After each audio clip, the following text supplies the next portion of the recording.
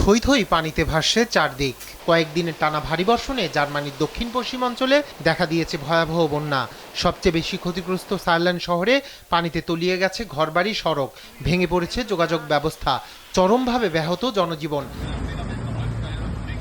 দেশটির গণমাধ্যম জানিয়েছে, বন্যা আক্রান্ত এলাকা থেকে হাজারেরও বেশি মানুষকে সরিয়ে নেওয়া হয়েছে। পশ্চিমাঞ্চলের বাসিন্দাদের প্রয়োজন ছাড়া ঘর থেকে বের না হওয়ার পরামর্শ দিয়েছে স্থানীয় প্রশাসন।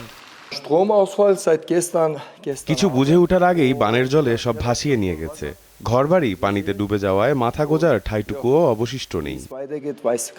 এর মধ্যেই শনিবার বন্যা কবলিত পশ্চিমাঞ্চল পরিদর্শন করেছেন জার্মানির চ্যান্সেলর ওয়ালফ সোলস। দিয়েছেন ক্ষতিগ্রস্তদের পাশে থাকার প্রতিশ্রুতি।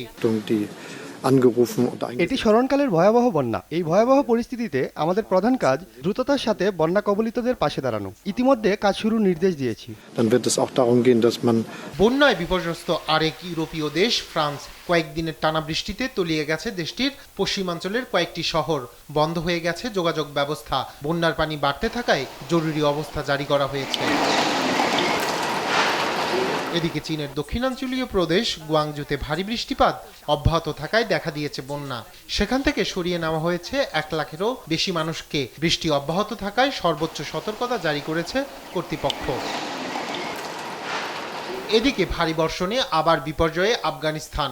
নতুন করে আকস্মিক বন্যায় মধ্যাঞ্চলে কমপক্ষে 50 জন নিহত হয়েছেন। শনিবার দেশটির সংবাদ মাধ্যম জানিয়েছে, প্রবল বর্ষণে ধ্বংস হয়েছে হাজারেরও বেশি ঘরবাড়ি আর প্লাবিত হয়েছে অনেক কৃষি জমি।